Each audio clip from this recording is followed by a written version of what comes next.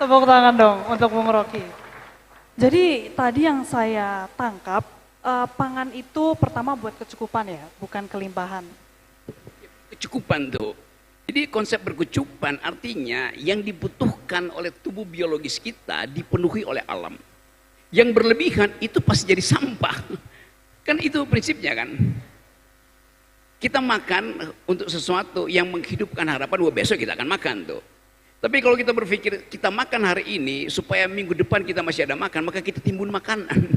Begitu timbun makanan, fermentasi terjadi dalam 24 jam, dia langsung jadi sampah tuh. Nah itu pengaturan itu bisa dibantu oleh teknologi itu. Wah, jumlah energi, kalori kita, protein, berapa, supaya kita tidak mengambil melebihi yang disediakan oleh bumi. Nah, sekarang ada food estate macam-macam, tapi saya termasuk orang yang pengkritik food estate itu. Karena itu semacam arogansi terhadap alam itu. Alam memberi kita kesempatan untuk menikmati dengan cara yang beradab, tapi food estate itu bumi dipupuk segala macam tuh, dipakai teknologi dan berlebihan akhirnya tuh. Padahal misalnya pemerintah memang menginginkan ada stok pangan yang tersedia. Tetapi kalau stok pangan itu diwujudkan dengan cara merusak alam, maka alam akan marah pada kita kan. Saya tahu bahwa pemerintahan Pak Presiden Prabowo berupaya untuk menyiapkan kondisi dasar supaya ada ketersediaan pangan, ada ketersediaan protein. Tetapi sekali lagi kita tahu bahwa Indonesia punya begitu banyak varietas pangan, itu bukan beras aja tuh. Jadi mungkin itu yang bisa diunggulkan. Kita sibuk bikin food estate di Papua dan akan ada 20 juta hektar akan dibabat hutan itu. Sementara 2 jam terbang dari Papua ke arah Darwin, di situ ada, Darwin itu adalah negara bagian paling utara dari Australia. 2 jam terbang dari Papua, kita tiba di Darwin. Di Darwin ada penelitian tentang sagu. Lama-lama bahannya nggak ada karena sagunya dipapas di Papua kan. Jadi itu yang saya sebut sebagai keanekaragaman pangan, itu lebih penting daripada satu monokultur pangan. Jadi kita juga mulai menganggap bahwa ya makan nasi itu kan ya kebutuhan orang kota tuh. Ya sedikit-sedikit kita boleh makan nasi, tapi dari tadi saya makan hal-hal yang sebetulnya ditumbuhkan dari halaman rumah mak-mak. Tidak mungkin padi itu dari halaman rumah, tapi pangan yang tersedia di kita itu didasarkan pada keinginan kita untuk menghemat energi produktivitas kita, sambil membayangkan bahwa hidup sehat itu adalah pertaruhan peradaban. Oke, boleh tepuk tangannya dong untuk Bung Rocky. Nah, jadi tadi itu salah satu untuk menikmati alam, itu dengan memanfaatkan apa yang ada di alam. Jadi bukan menimbun gitu ya, Bung Rocky. Kalau menimbun itu tadi katanya sifat konsumerisme. Jadi bagaimana Bung, pemerintah itu bisa mengurangi dan menghilangkan kultur itu, Bung.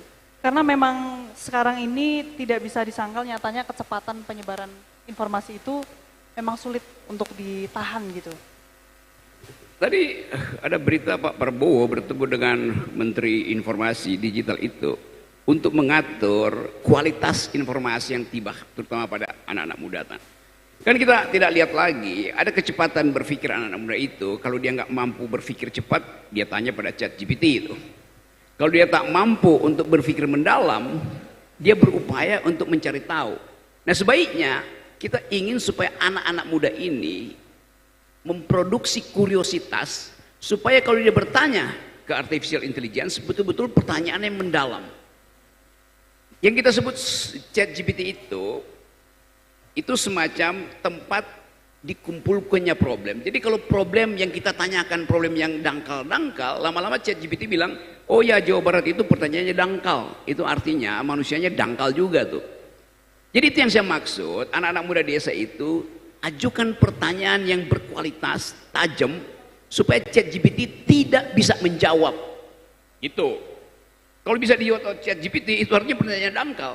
Nah di situ kita belajar. Jadi saya kira itu baik buat kepala desa seluruh Indonesia. Ajarkan pada masyarakat baru kita, pada anak-anak muda kita, Gen Z itu untuk mengajukan pertanyaan yang paling fundamental itu. Misalnya, coba tanya pada ChatGPT, apa beda antara pohon dan sungai? ChatGPT pasti akan jawab secara gampang. Sungai itu menghidupkan pohon. Karena itu sungai akan melalui akar-akar pohon. Kalau teman-teman kepala desa bilang tidak, bukan begitu. Sungai adalah apa yang mengalir melalui kapiler pohon. Jadi sungai apa yang naik ke atas pohon dan sisanya yang pergi ke laut. Orang mulai berpikir, mana mungkin sungai bisa naik pohon? Kalau begitu pertanyaannya, kalau tidak ada sungai naik pohon, bagaimana mungkin pohon itu memproduksi karbohidrat, memproduksi karbon dioksida, menyimpan hijau daun? Jadi kita bongkar cara berpikirnya itu. Demikian juga kalau kita sebut, ada paham kan yang belajar biologi, akar kita itu, akar pohon itu menyerap air. Air yang naik ke atas pohon, tiba di daun oleh matahari, diubah menjadi energi. Sisanya malam hari jatuh ke bumi. Lalu jadi sumber para sastrawan untuk membuat puisi bahwa embun pagi engkau telah selamatkan hidupku. Karena semalam aku tak tahu panas apa yang ada di dadaku. Tumbuh inspirasi. Jadi kalau kita bilang setiap pohon adalah sungai, maka itu adalah pelajaran ekologi. Memotong pohon artinya membendung sungai. Kan begitu cara berpikirnya. Yang tidak diajarkan di sekolah-sekolah. Tapi justru dengan itu kita provokasi millennials ini untuk berpikir alternatif. Saya kira itu yang penting dan saya tahu bahwa kita kerajingan artificial intelligence, kita kerajingan kuota untuk main internet, tetapi sekali lagi kita harus memanfaatkan itu untuk menumbuhkan pengetahuan-pengetahuan baru, termasuk pengetahuan-pengetahuan yang timbul dari, kalau saya misalnya jadi petani, artinya saya melatih kesabaran saya untuk menunggu panen. Sapi yang ada di kandang itu buat anak kota itu sesuatu yang menjijikkan. Tapi kalau diterangkan pada mereka bahwa Anda minum susu yang Anda beli di supermarket datang dari sapi di desa Sumedang, anak-anak kota itu mulai berpikir, oke, kalau begitu asal usul saya adalah desa di mana becek dan kotoran itu bukan dianggap sebagai sesuatu yang menjijikkan tuh. Saya kasih contoh, misalnya satu waktu saya naik ke gunung di Himalaya di ketinggian kira-kira 5.000-6.000 meter, saya kedinginan dan tidak ada persiapan apapun. Suhu minus 20, kecepatan angin 90 tuh, pasti mati. Kebetulan di sekitar situ ada kandang-kandang sapi itu, yang namanya yak, binatang endemi di pergunungan Himalaya. Saya kumpulkan kotoran sapi itu karena saya tahu pengetahuan bahwa kotoran sapi itu adalah biomasa, dia memproduksi panas. Jadi saya kumpulkan aja kotoran sapi, masukin ke tenda, tidur di atas kotoran sapi. Itu cara menyelamatkan hidup. Jadi kotoran itulah yang menyelamatkan saya, bukan kasur yang harganya 60 juta yang jual di mal-mal di Jakarta. Oke, berarti memang